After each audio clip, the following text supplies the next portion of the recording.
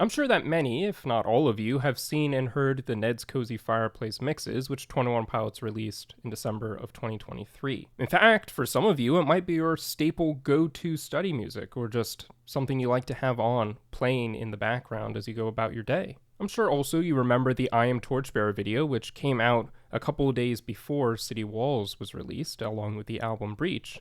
And of course, how could we forget the movie, More Than We Ever Imagined, which released earlier this year, a concert film in IMAX by 21 Pilots, with documentary portions as well. But what you might not know is that the music for those documentary portions, the music for the I Am Torchbearer video, and the music featured in Ned's Cozy Fireplace was all arranged and composed by one guy, Roland Bingaman. Tonight, I had the chance to sit down and have a conversation with him, to hear more about who he is and what he does, and also to hear his stories from his time working with the band 21 Pilots. Not only his work composing music for them, but also some of the work he did behind the scenes on music videos like Stressed Out and Ode to Sleep. Please enjoy. Well, I'm joined here today by none other than Roland Bingaman, who is someone you might know as the creator of the music behind Ned's Cozy Fireplace and as well as some other things with 21 Pilots, but he has also done a lot more than that. And today we're going to dive into the man behind the music. So, Roland, if you wouldn't mind, give us a brief introduction, who you are, and what is it that you do on a day-to-day basis. Yeah, thanks so much for having me. This is great.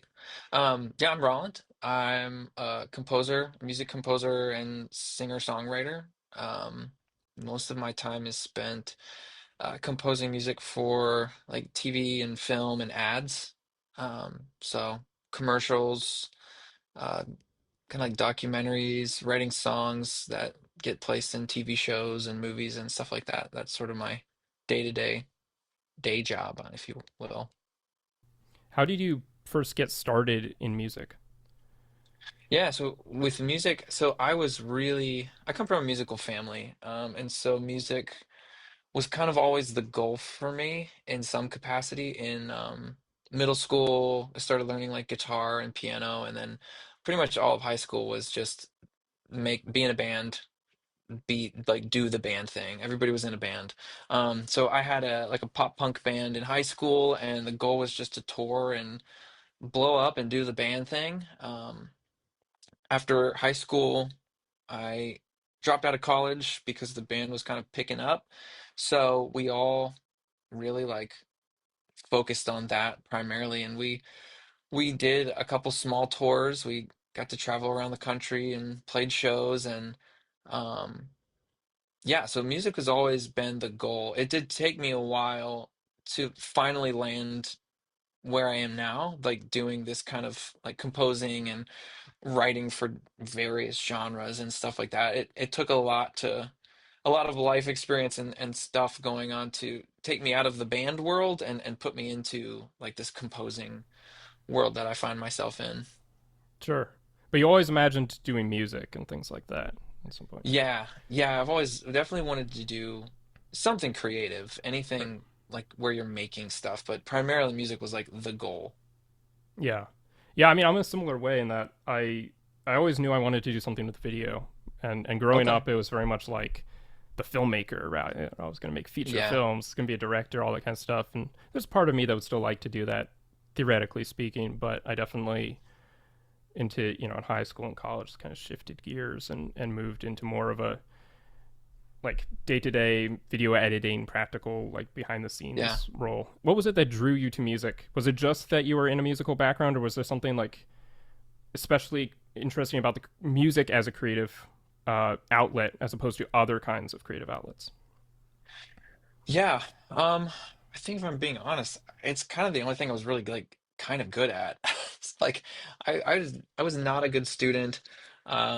I'm terrible in just about every subject. So when it was like career planning time, it was really the only thing I could think of that I could even picture myself doing as like any kind of job was I just liked writing songs so much, and back then I really liked performing. Like I loved being on stage in front of people, and I was the lead singer, so I was like really up front. And um yeah, I mean, I just loved the energy of being in front of a crowd and hearing people singing your songs. And I don't know, just like connecting with people like that, that was it was better than any job I had ever had. So I just thought if there was any way to make this work, um, I wanted to make it happen. What was it that sort of got you into the indie folk genre?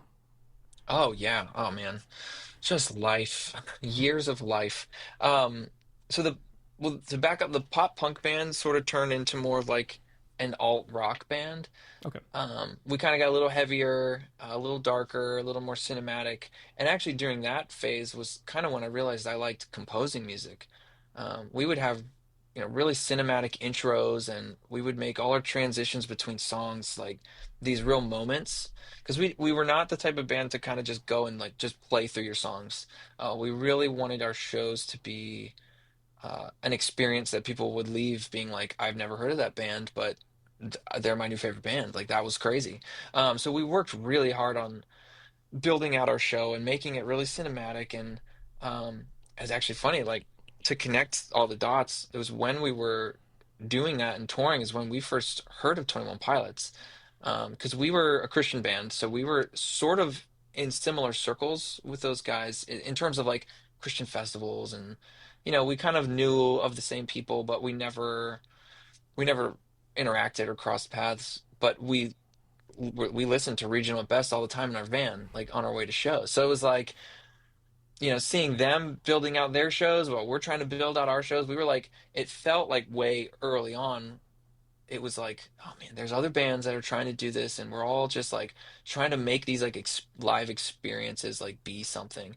Um, and then like our band kind of broke up around the same time that they like announced that they got signed to Fueled by Ramen and we're selling out the LC. Like the trajectory that we went, wait, we sure. just went off. And then like watching them become like do the thing that every local band dreamed about doing is it's so satisfying because like I remember what it was like to be in a van and trying to sell your merch and trying to build out a show and being the opening band and trying to get people to like you more than the headliner, you know? So it's been cool just to have that connection, like just from watching them from way back before we ever connected. Just having that sort of dot going through everything is neat. But Yeah. so the cinematic stuff, the composing stuff happened back then. When our band broke up, I got into video production. I became, because I was shooting music videos for our band and then for Right. other bands on the road, and so the natural trajectory was, well, I don't know what to do now with my life. I might as well just keep shooting videos. So that ended up actually being how I got connected with 21 Pilots was through video production. And I had done music videos and I had a nice reel and um I'm kind of jumping ahead though. You asked how I got into folk music. I mean, we can Um go down this road. We can come back to the folk music. yeah, yeah, that's fine. We're already going here. So let's just go there. We'll follow Yeah. this rabbit trail. Yeah, because Um I saw some stuff related to this. I think on your Instagram profile from like way back in the yeah. day, um, where you're doing some work with them in like 2014 through 2016, something like that. Yeah, yeah.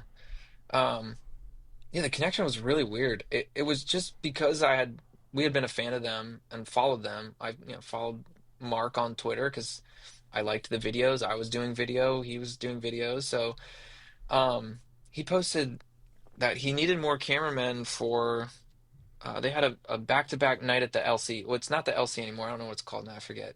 But it's the LC Pavilion, and they had Yeah. a back-to-back sold out show, and Mark was doing a music video using footage from that show and he needed more camera operators.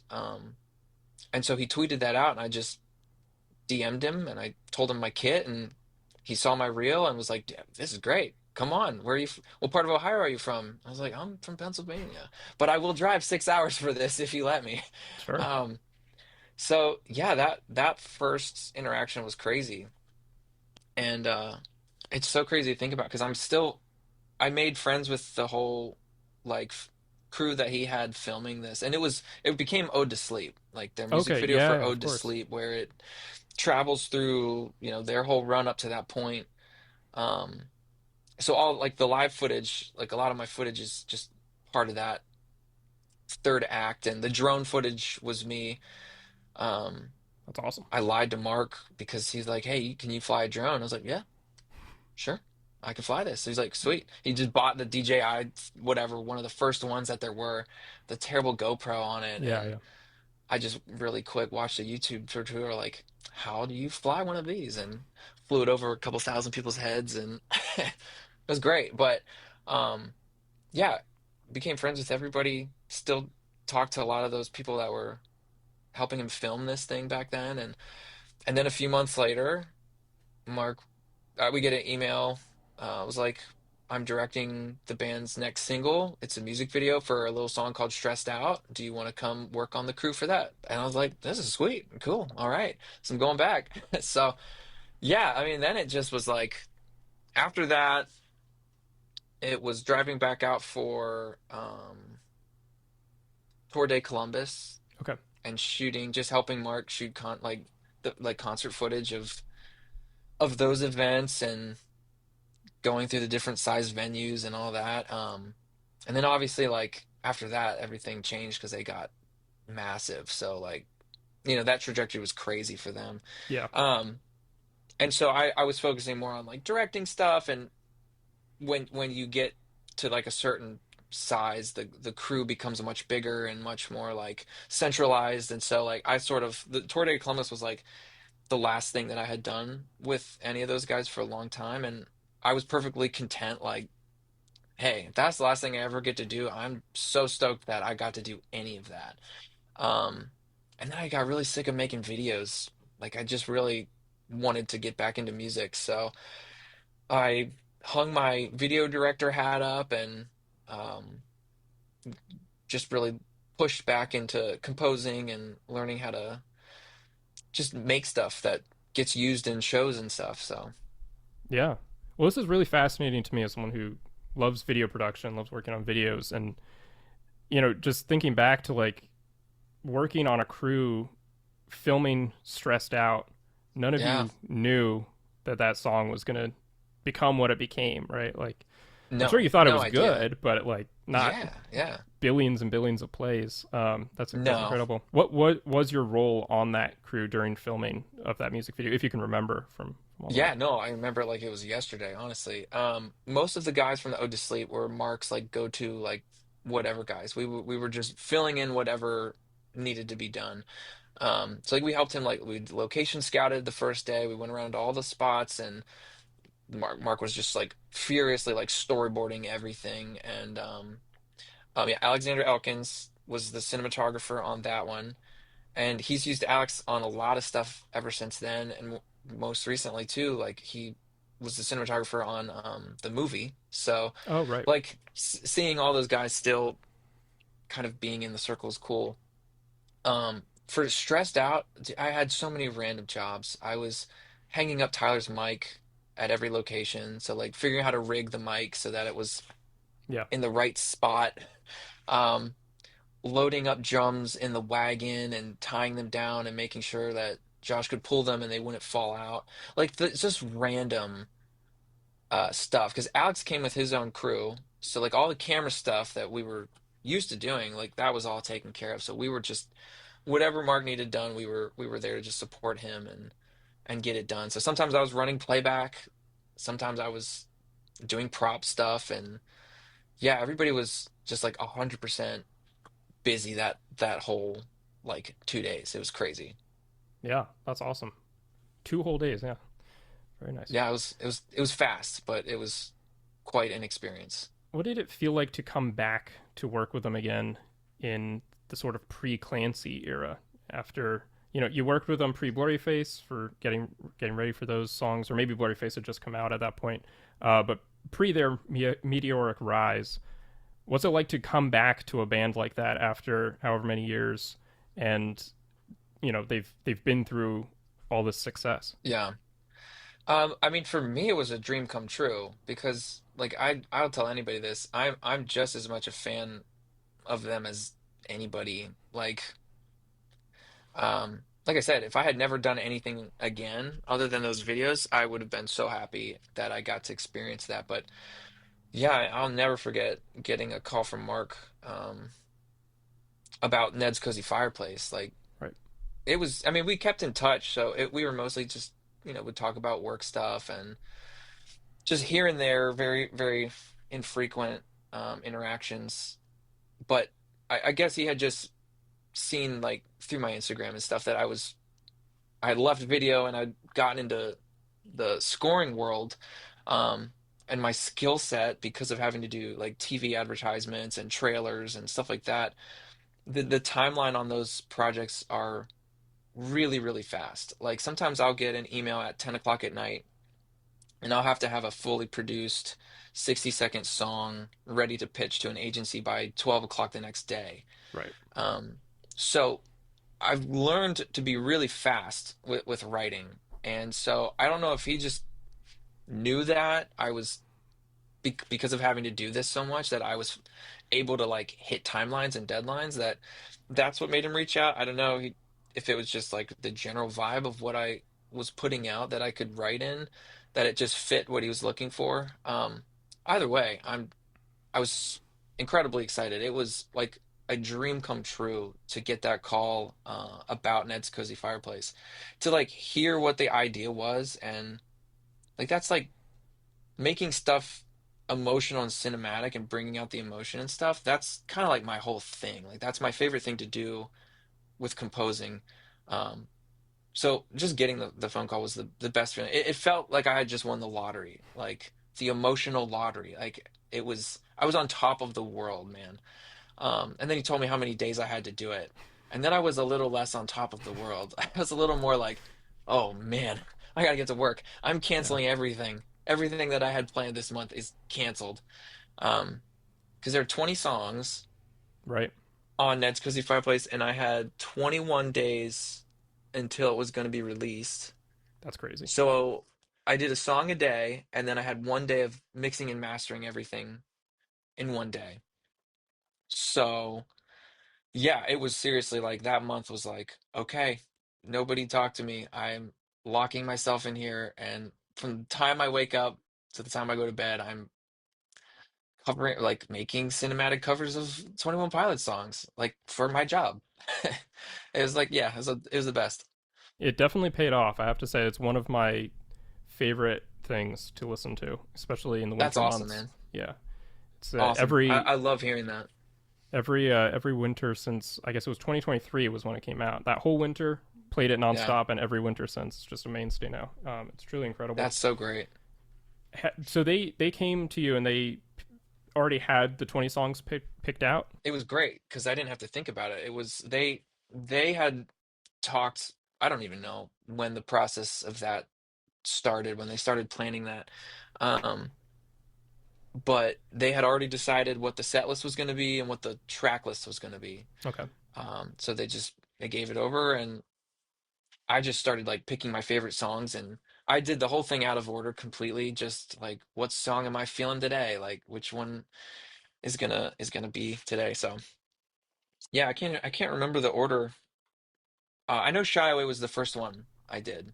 Okay. Um, I just I don't know why. I just like that.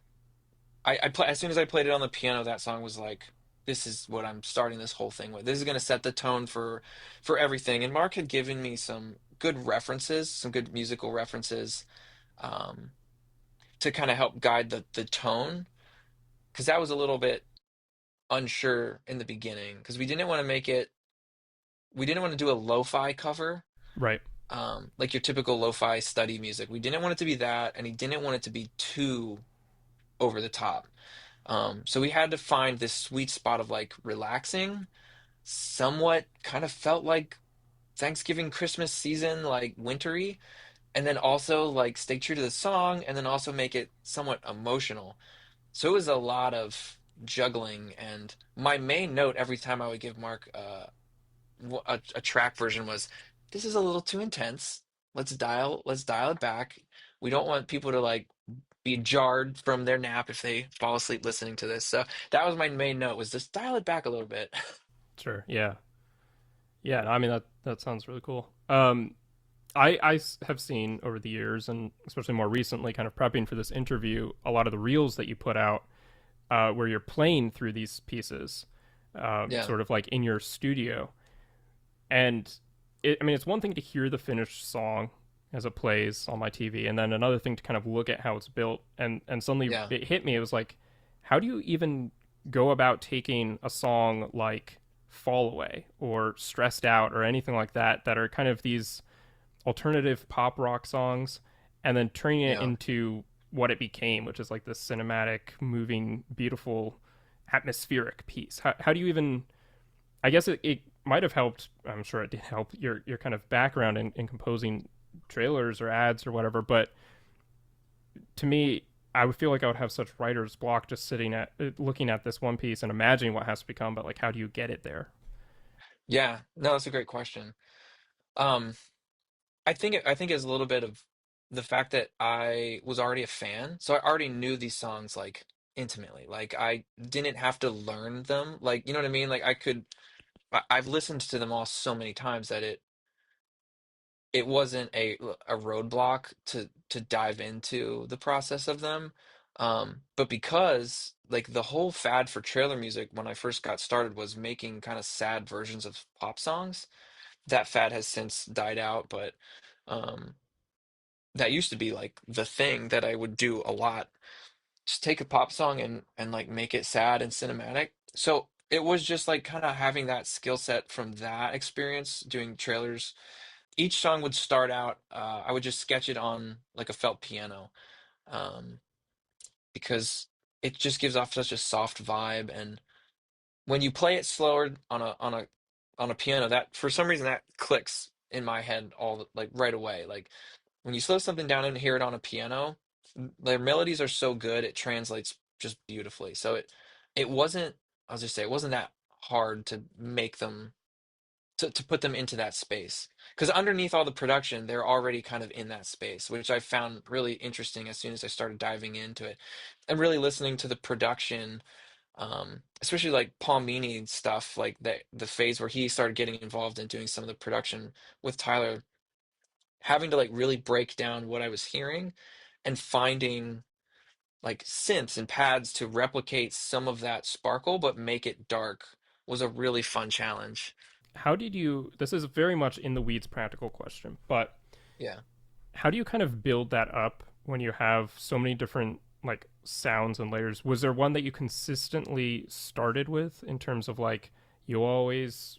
You mentioned the piano melody kind of being the core of Yeah. it, but besides that, like, was there? Did you always then next to jump to like a synth pad or something like that? With that project, the only consistent instruments were um, a felt piano. I used the bass guitar and one particular synth plugin that's pretty much the bed of all the textures, but everything else was like I'm just finding sounds that fit this part of the song. Sometimes it was strings, sometimes it was weird brass textures, sometimes it was more electronic stuff going on. Um, there's a decent amount of electric guitar textures as well. I used an EBO a lot, which is like this magnetic thing that you set over an electric guitar string and it resonates the string. And so it kind of sounds like a synth pad, but not. I don't know how to describe it. I used that a decent amount too. Um, but yeah, man, I'm telling you, every day on that was just chaos. I was just flying through different sounds and trying things out and just committing to them. If I liked it, sometimes the temptation would be to like try something else and see which one you like better. But for that, it was like if I like how it sounds, I'm just gonna lock it in and move on to the next track and just keep building this thing out. Sure, yeah. Is there one of those songs or tracks that you're particularly proud of what you were able to accomplish with it? Yeah. Um, I think there are two. So Shy Away, because that was the first one. And when I listen to that song now, it brings back the feeling of what it was like that very first day. Like knowing that my whole month was going to be this. Anytime I listen to that song, I like go right back to sitting here holding that bass guitar that I just went and got from the music store for this project and just like the pure joy. So that song makes me extremely happy. And then The Outside. because that was the last song that I did. Um, and so that song makes me feel like what it felt like to look back and know that I did it. So those are my two favorites. Everything else is a blur. Everything else is a weird fever dream of I don't remember any of those days because it's just pure adrenaline. Can you tell me a little bit more about what a felt piano is? Because I'm not caught up on Oh the yeah, terminology. sure. Um, it'll be easier to just show you. All right. So like this is the piano. Actually, the felt is currently on. So that's a felt bar. Okay. So right now the hammers, so they're hitting the strings pretty hard. Yeah. But if you engage the felt, you can put that pedal down and that felt pad drops down. So then you have,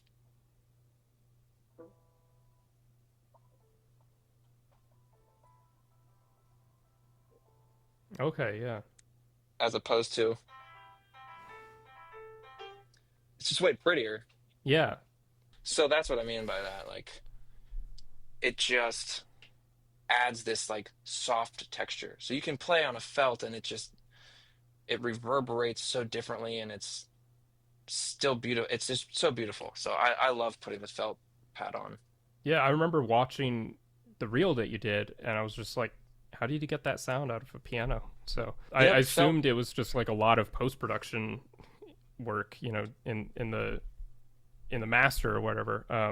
So Yeah. it's really cool to see that's like actually something you can do organically, just from Yep. yeah.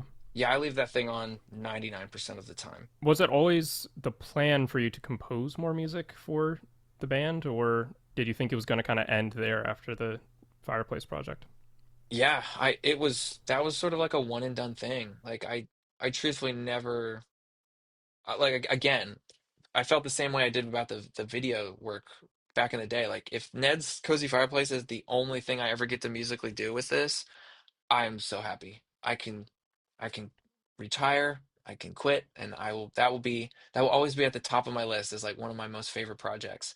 Um, and so then when sort of like the Clancy trailer came out and Mark just used one of the Cozy Fireplace tracks in that video, I thought, oh man, this is epic. Like it like sent chills down my spine to hear that like the music because I didn't know that was going to happen. So hearing it worked into that was just the coolest feeling ever.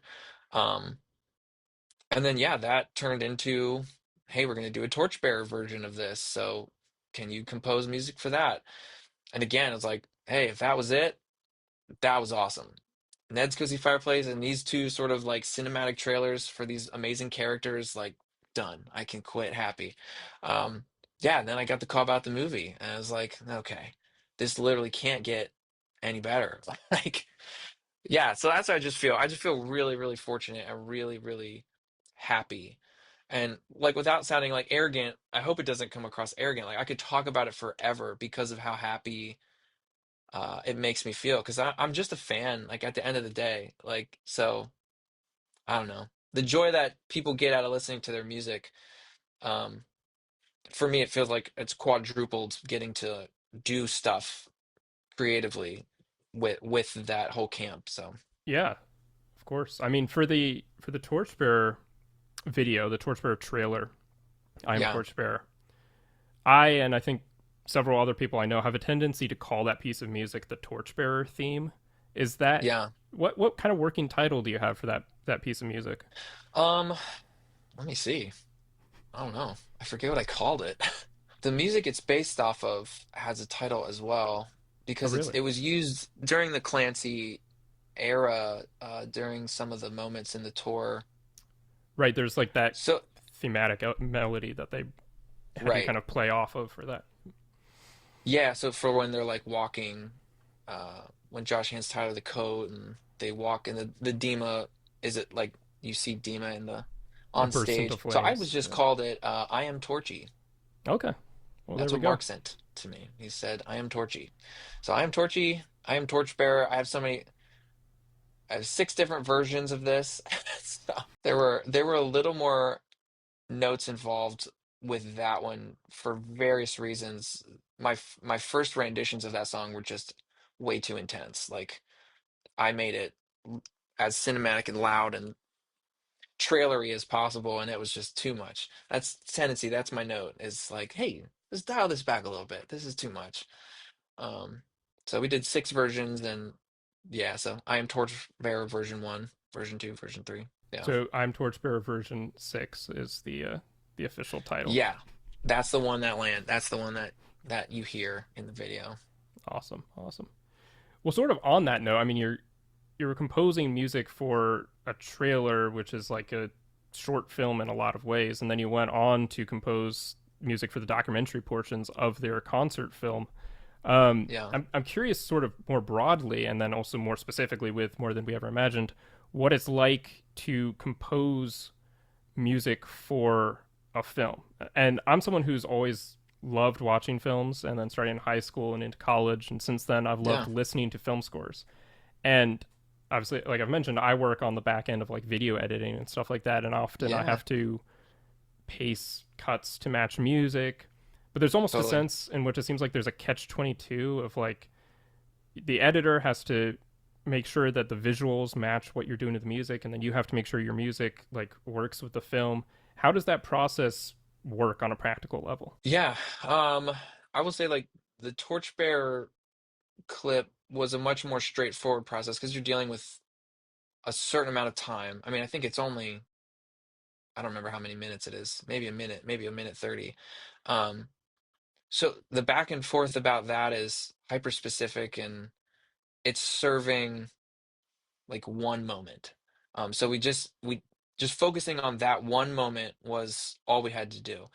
Um, with the film score, I think there are like 6 different tracks, like 6 different moments that I wrote music for.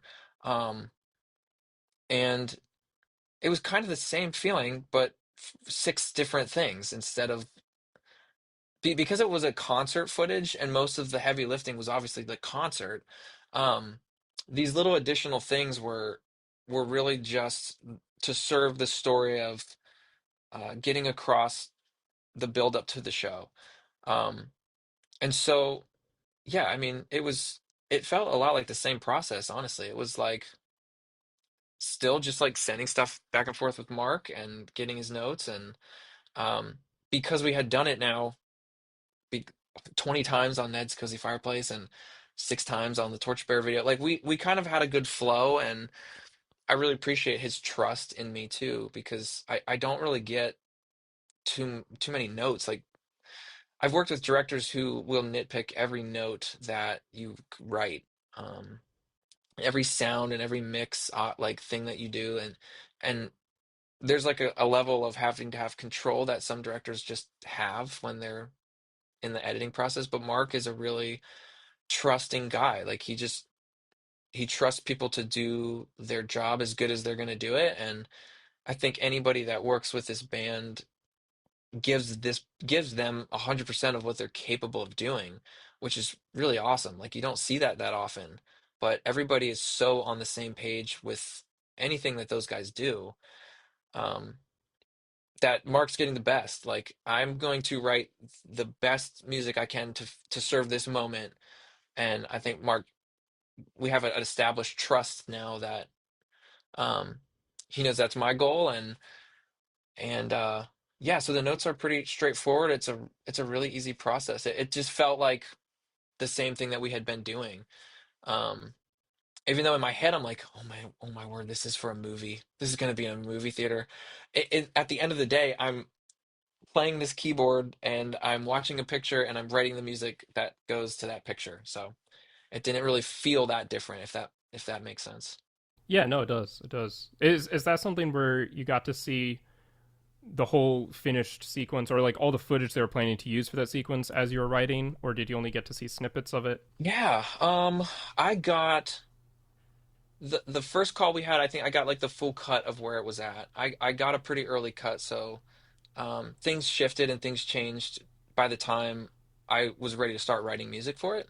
So even like I had started to write music for certain scenes that ended up getting shifted around. So I kind of had to shift some things and cut some things and um yeah, after, they really solidified their edit pretty pretty quickly into the process. So yeah, I got like the whole cut, and then I was kind of just chopping up the spots where Mark made notes where, yeah, I want music from this time code to this time code, and we kind of want it to feel like this and communicate this, and um, so I'm kind of chopping up on my end like the sections of footage that I'm going to write to, and then I'll send him back cues, specific lengths lined up to specific time codes in the film, and um, yeah, then we just chop it up from there. What was it like hearing your finished score in an IMAX theater? Dude, it was pretty wild. I'm not gonna lie. I've seen stuff that I've written on TV, and I've seen stuff like on streaming and stuff, but to sit in a theater with other people, it was like I loved it, but I also really dreaded it. Like it was, I don't know, there's something so odd about like sitting in a room with people, hearing something that you've done, and like most of them may not have even known that I did it. And so it was like this weird thing where like I know I wrote that and you're hearing it, but you don't know that I wrote that, and I hope you like it. I just like start really getting into my head and like almost questioning like, oh man, did I mix that right? Did I write that part right? Was that distracting or was that so it's really weird. I don't know how to describe it, but I know there are some composers who don't even go see a movie that they've written music for because of that feeling being so terrible. Um, so it wasn't bad. Like I didn't walk out, but I loved it, and I also was like, it was anxiety inducing. I don't know. It was so weird to feel that. Um, but it was also like a little bit of like pinching myself and like, is this really happening right now? Like, did this happen? And luckily I had my son with me. And we went to the private screening that Mark had in Columbus, and he came out with me. And so like it was great, like letting him see what I had done and what I had worked on.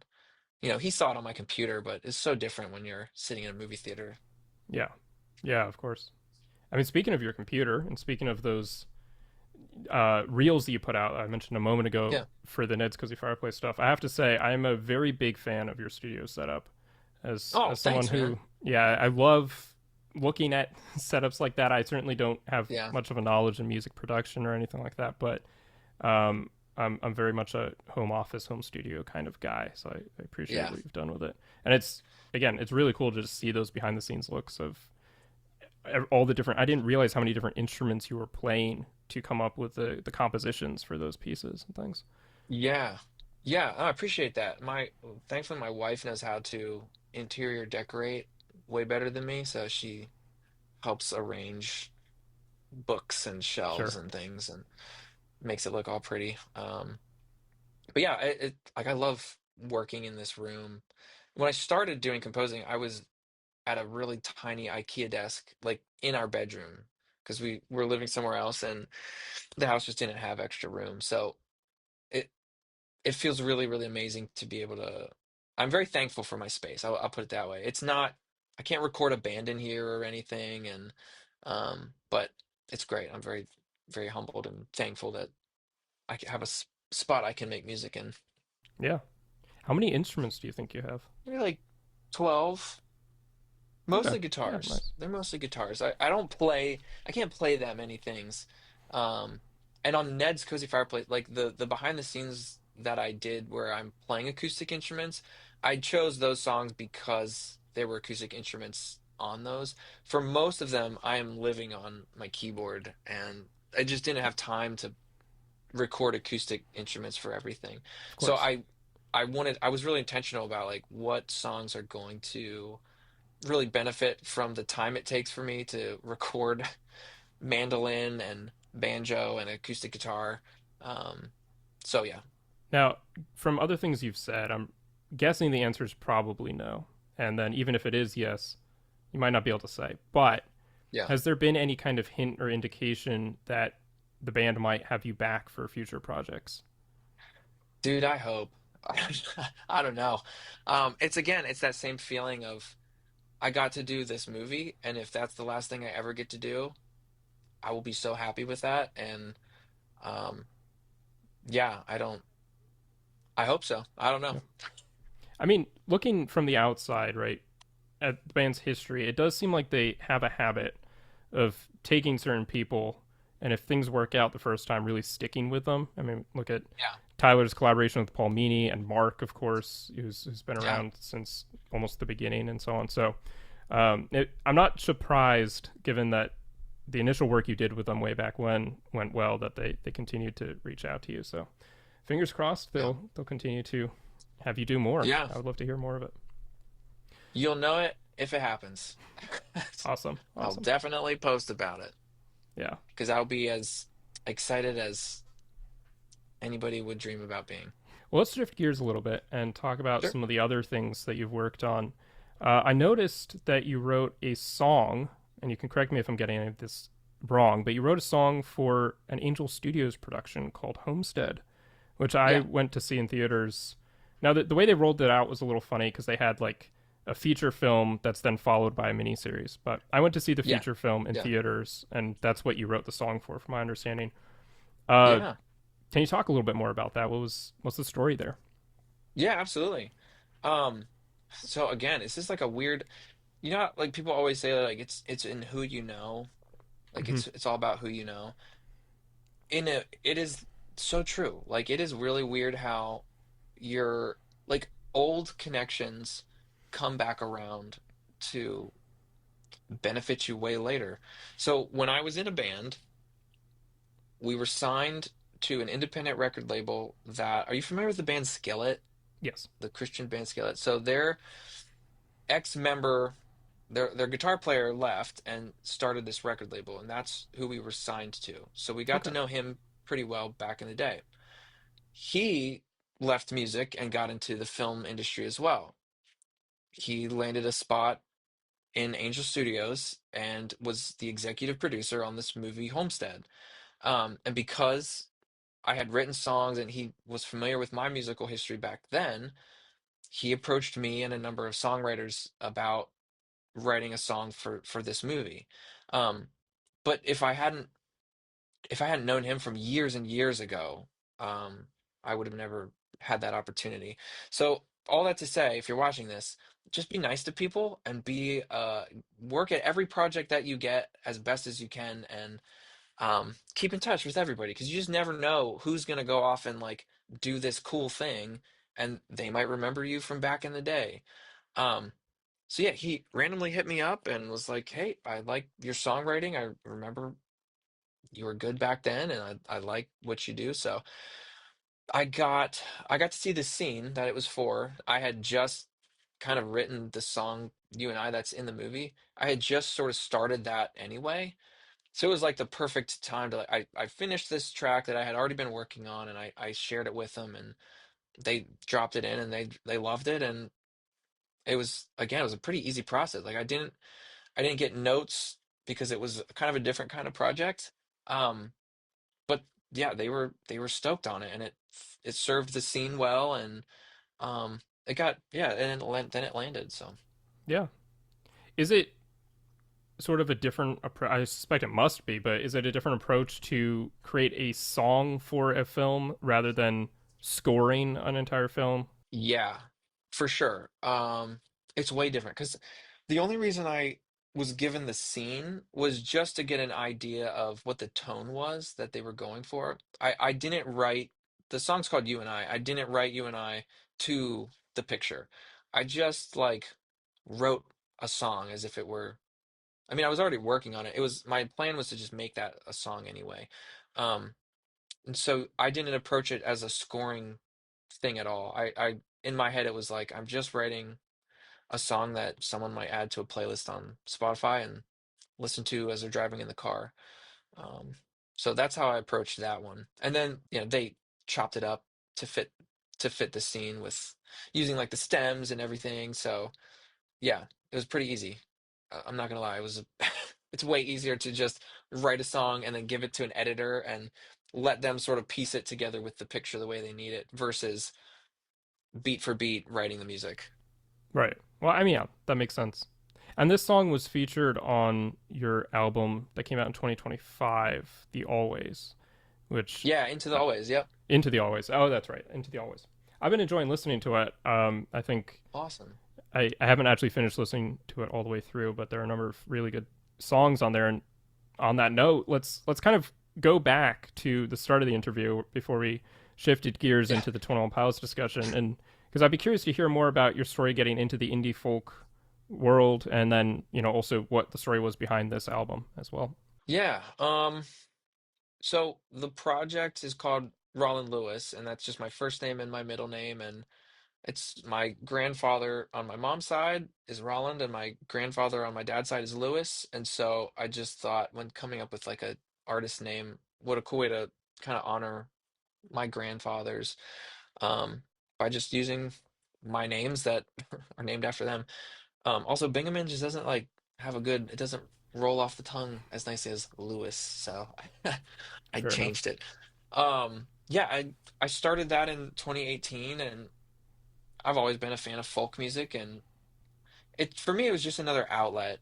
Um, when you're writing pop music for like reality TV shows, and which is what I do a lot, and you're writing trailer music and it's huge and loud, and sometimes it's just good to have a musical outlet that isn't serving other people's goals. You know, like my whole career is like writing music for other people's visions for things, which is fun. I don't get me wrong, but it's also fun to just have an outlet to write music that's just for me. Um, and so for me, that was this project. This is just my very real life, um, stuff that I've gone through, things that songs about my family, things about very real things. That's been the outlet for that. So it's sort of, from my understanding, a similar approach to what you had back in the day when you had your band and you were writing for that. It's more like personal songs, but just in a different genre in some ways to what you were doing back then. Yeah. Yeah, even with the band though, like we had so much influence being put on us of like you should write a song that would fit this audience. So even that felt a little, and some of the songs we got really inventive, just like making up worlds and making up characters and stories that weren't really us. So Ron Lewis is like my first project where it's like 100% just like my exact life. It's a very real look at my day to day and things that my family has experienced, and so it kind of felt like the first time I was able to really be brutally honest in songwriting, because everything else is here's the brief, here's what we want this song to fit, or this is the kind of show we want to use this in. So it's always like making up different lives that I've never lived and writing about stuff that I've never experienced, but this is all just very real. Yeah. I'm curious about the timeline here because you mentioned you got into folk, or you sort of moved into the indie folk stuff in like 2018. When did you Yeah. start exploring the like trailer music composition, film score composition kind of style?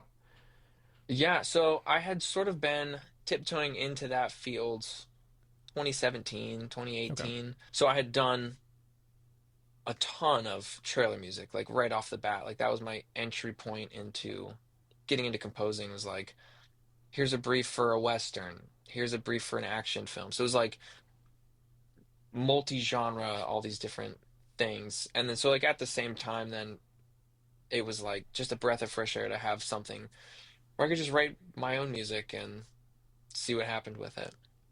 And so both of those started in a similar time frame, and that was around when you decided to transition out of the video world. Like you went Yeah, from video yeah, straight into those genres of music. yeah. So there was a bit of an overlap. So 2018 was, that whole year was spent like writing and practicing composing and practicing trailers and just learning the industry, like figuring out how people make money doing this and how to make a living doing this. So I still was working in video 2018, 2019. 2019, I sort of cut my hours back from video production and I dedicated more time to music, and then I mean it was like kind of the perfect timing, like around COVID, was like a lot of stuff just stopped, and that was sort of when I was like, okay, I'm just gonna do music full time now.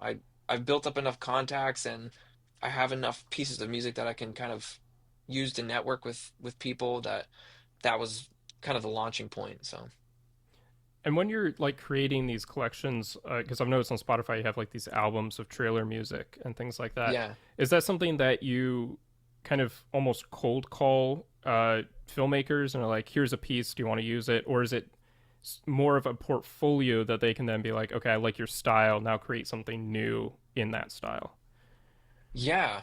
So how it works for the particular industry I'm in, those albums are, so 2018 and 2019, during the networking stuff, I realized that because I'm in Pennsylvania, I don't know any trailer houses, I don't know editors, I don't know people making, national commercials like in Pennsylvania.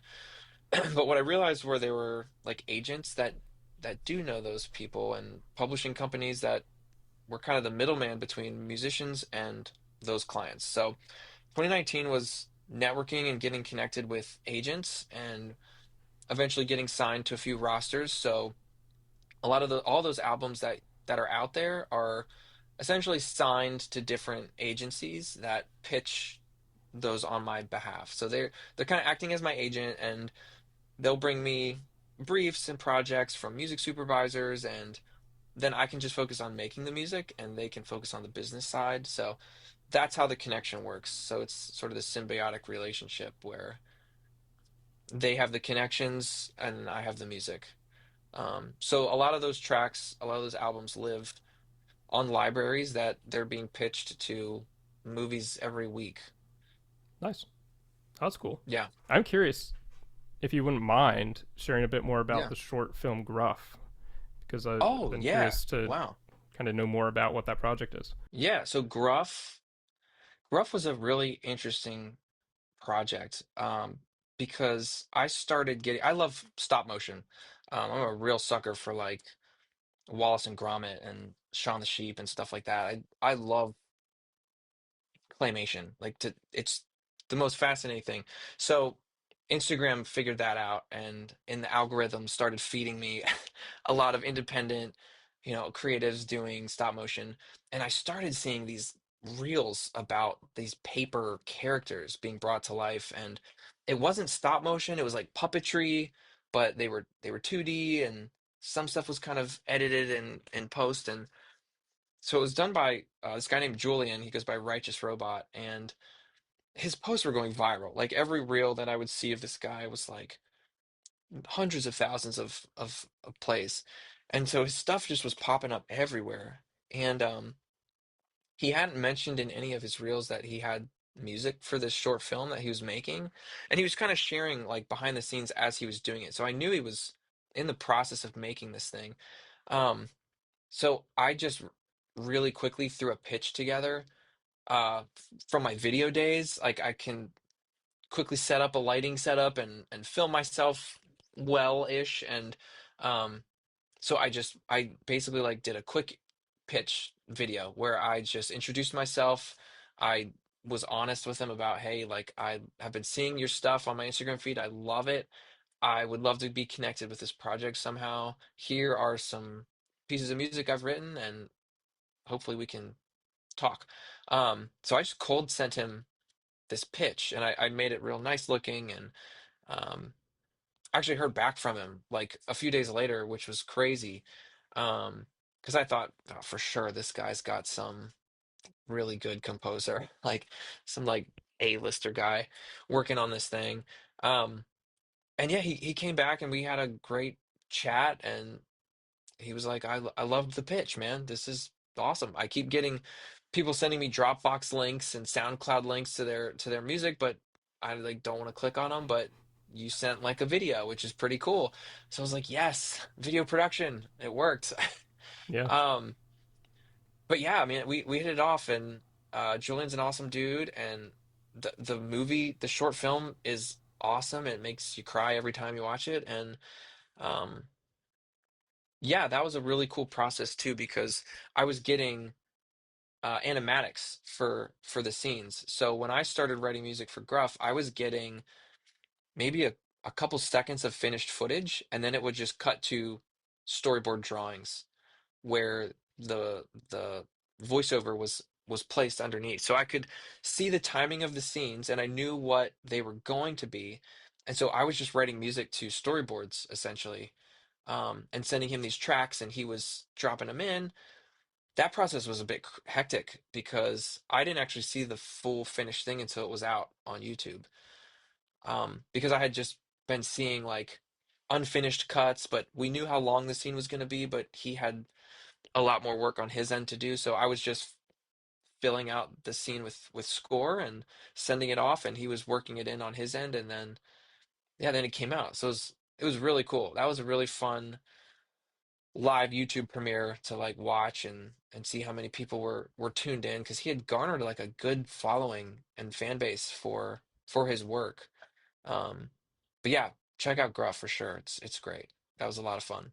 That's awesome. I mean, I also am a big fan of animation and stop motion animation, Yeah, and I definitely understand sort of why that workflow might come in, right? Where you're dealing with storyboards because there isn't a lot of room to yeah, kind of like edit stuff. You don't want to overshoot with animation because it's so right. painstaking to create a lot of the time. So, but that's very interesting. I hadn't really thought of the film or the film score, the music side of it, where you're kind of dealing with this unfinished, half finished product as you're creating it. Yeah, it was a real challenge, but it was very, very fun to imagine what it was going to look like. A lot of the scenes I have are like the puppet with but the mouth doesn't move because that was the last thing for him to do was to animate the mouth going up and down and saying the lines.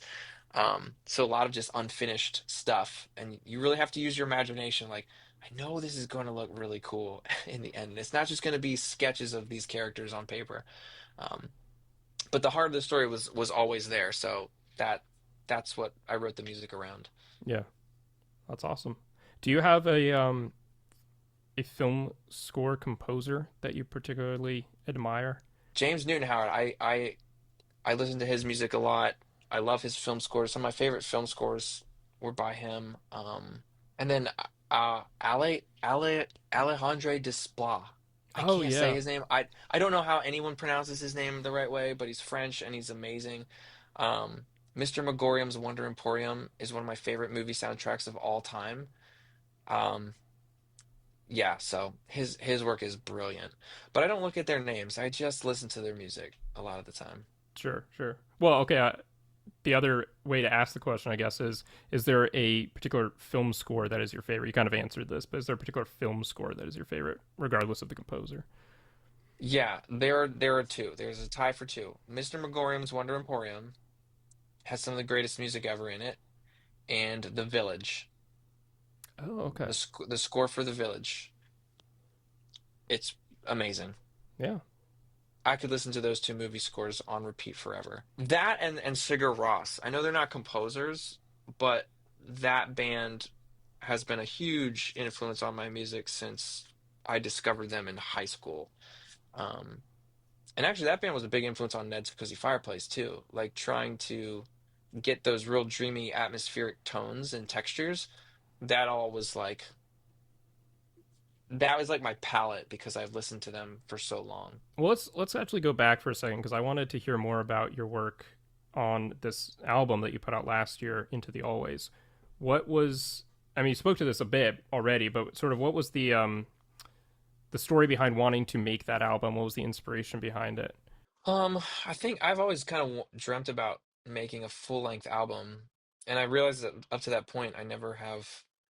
Yeah, I grew up buying CDs and looking at the lyric booklet and following along and like having this whole collection to really get to know a band.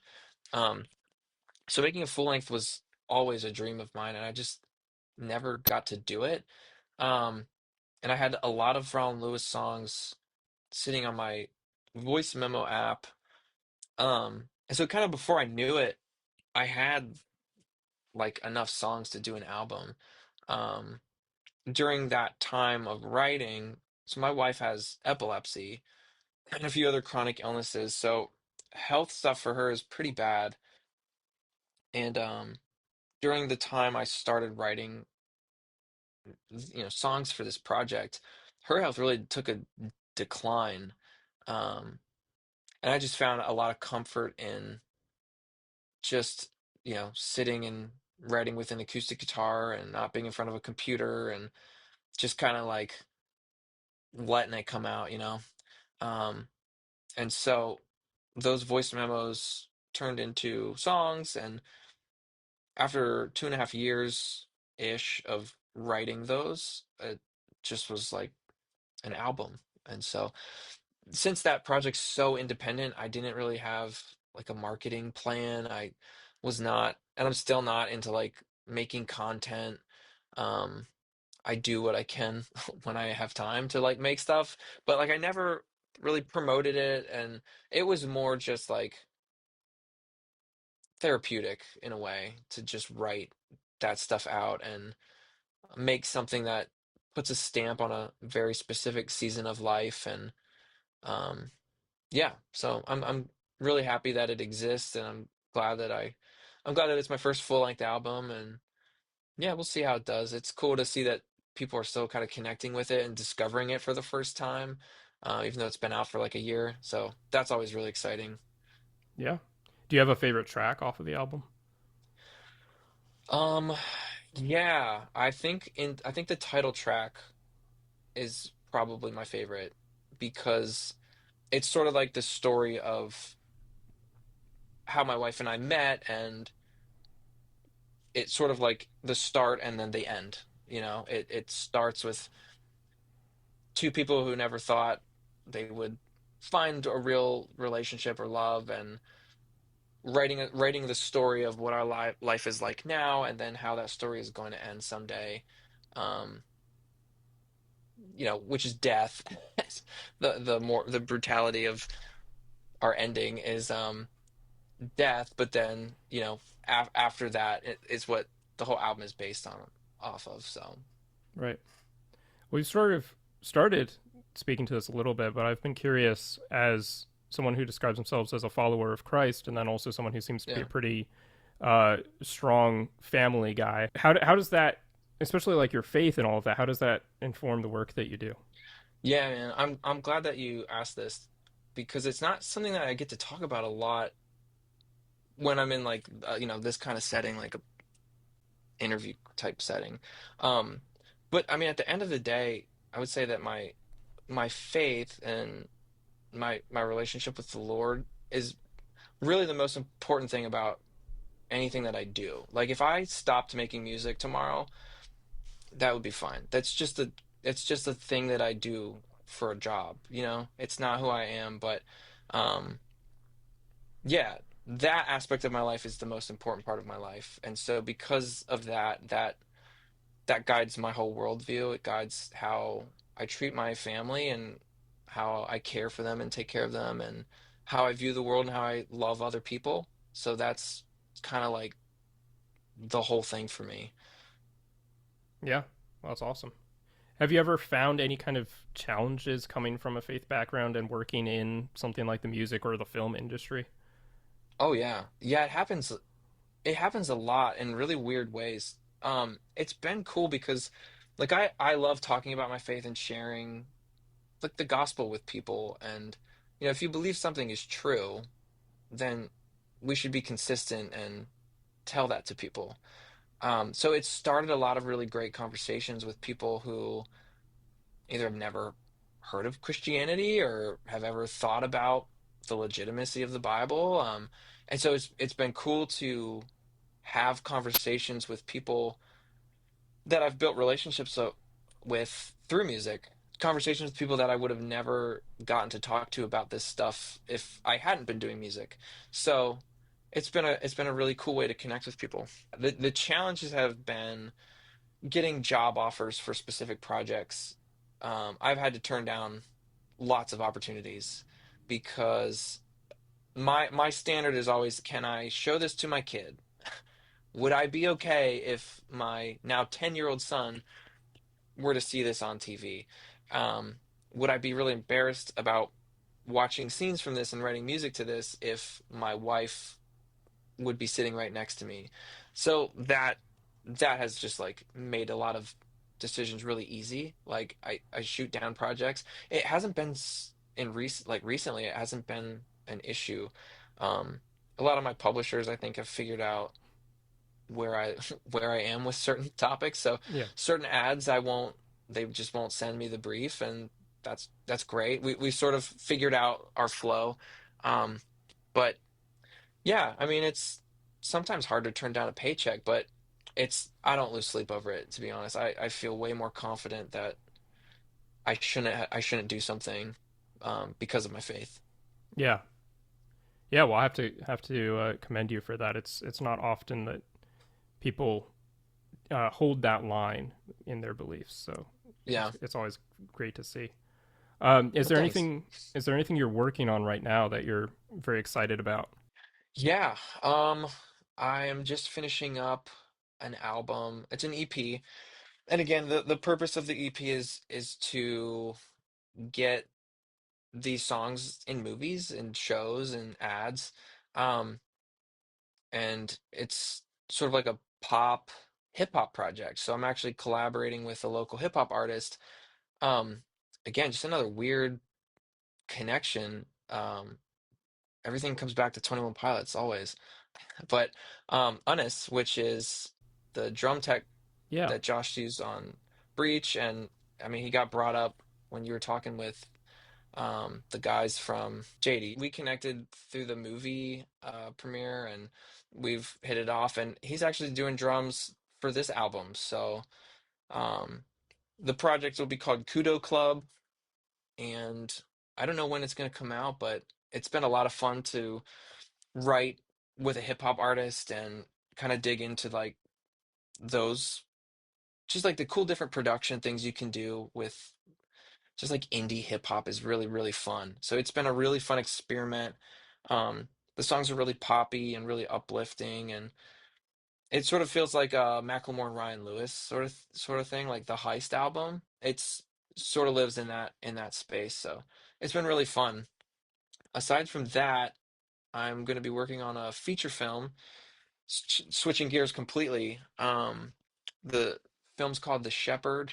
I don't know when it's going to come out, but it's about the first American Catholic priest who was martyred in the 80s in Guatemala. So he was a missionary starting churches in Guatemala during the Guatemalan Civil War in the 80s, and he was deemed a threat to the government and was put on like a hit list and eventually was brutally murdered over there. So this is a really well done biopic of his life and what happened over there. So I'm very excited to start that.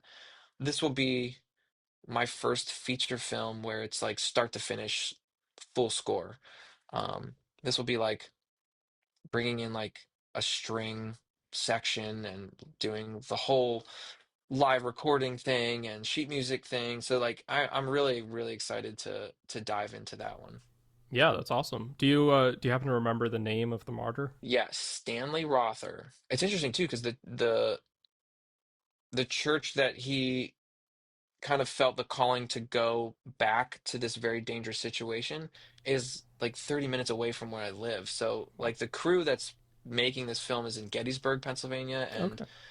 so he's sort of like a legend in that in those circles over here. So it's just cool to like get to be in a close proximity to the actual story, which is pretty neat. Yeah. Yeah, well, I mean that sounds incredible. Well, as we get to the end of our time together, I think it's fair to say that the majority of my audience knows about your work from what you've done with 21 Pilots. Is there anything in particular that you would like to direct people towards that's, like a project you've just finished or one that you finished years ago that you kind of feel is a good starting point for exploring the rest of what you do, both with film scores and with your indie folk project? Yeah, I mean, I would love for people to listen to my album Into the Always. That would be cool. It is like not it doesn't sound anything like 21 Pilots or like pop or anything. It's pretty chill folk acoustic music. Um, but if I can, I mean, shamelessly promote myself, then that album would be it. Or like the Gruff soundtrack. That stuff's pretty cool. Awesome. Do you know if they're going to ever put out a soundtrack CD for your music from More Than We Ever Imagined? Man, I don't know that. I wish. That'd be cool. I would get it. Um, yeah, I don't know any future plans. That the cool thing about that band is like I only know what is right in front of me, like what I'm working on in that moment. Everything else is just locked down, man. Which is fun as a fan because I still get to experience all the magic of everything that they do, which is it's so great. Um, the behind the scenes glimpses that I get are very brief and they're for whatever I'm working on, and then after that it goes right back to the mystery of 21 Pilots. Yeah. Well, it's awesome. Well, thank you very much. I really appreciate you taking the time to sit down and have this conversation. It was awesome. It was great to learn more about the process behind what you do and everything that you do as well. Yeah. No, I appreciate you asking. It's great. Awesome. Well, thank you very much again. Have a good night, and thank you to all of you who watched.